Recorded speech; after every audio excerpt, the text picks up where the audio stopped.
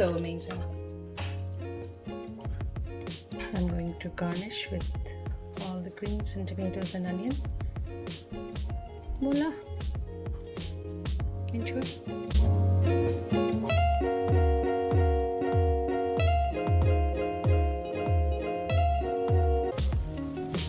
So I bring the water to roaring boil, and to that I add this soaked dal.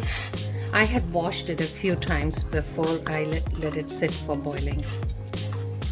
And now I'll wait for it to come to a roaring boil again. So in this, I took water with estimation, and I used two different kinds of dals. Dals are split beans, and I used moong beans with the skin on, with the husk on, and I also used Indian chickpeas with the skin off. So the ratio of moong to chana dal, it is called the Indian chickpea, is 1:4, 1 cup of moong bean and 1/4 of Indian chickpeas. As it comes to a roaring boil, let me talk a little bit about the dough that I made. I use a few flours from a very good farm locally grown in Illinois. It is heirloom non-GMO wheat flour, non-GMO heirloom corn flour, a little bit of it, and I added chickpea flour, which is Indian basin.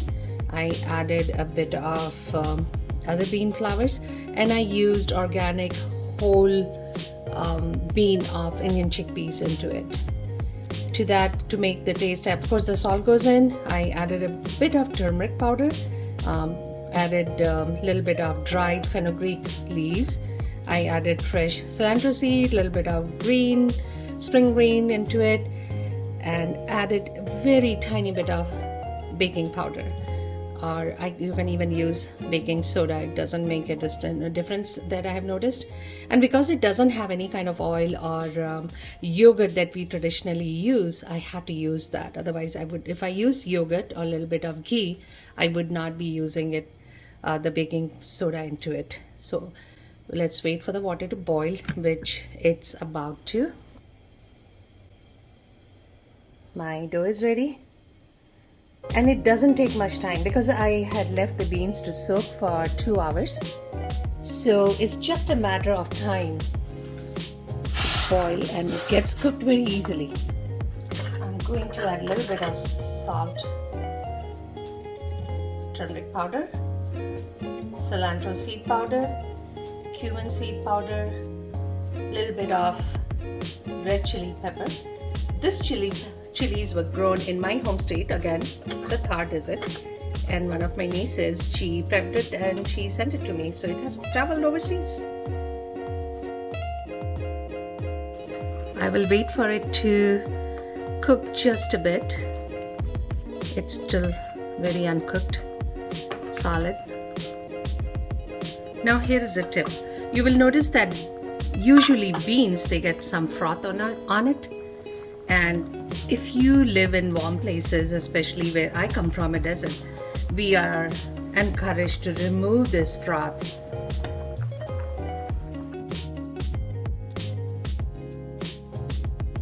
So many times when you make something like this, it goes bad within few hours. So to extend the life, we remove the froth.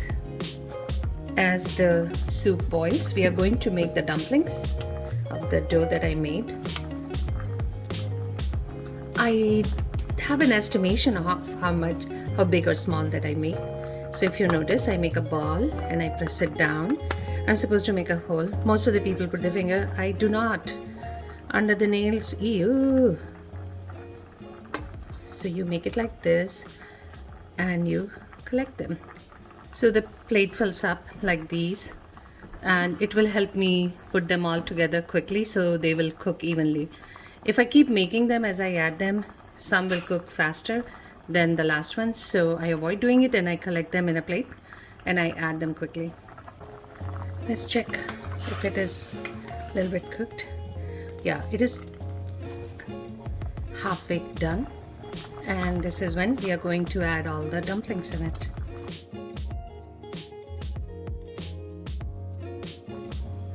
It doesn't take much time for it to rise up. It might have taken just a few minutes, 3-4 minutes. and they're rising up. You know the baking soda magic in the dumplings? I'm going to reduce the flame and let it cook slowly now. So after next 5 minutes, this is how it looks. They're all struggling to surface, competing with each other. So give it a good stir.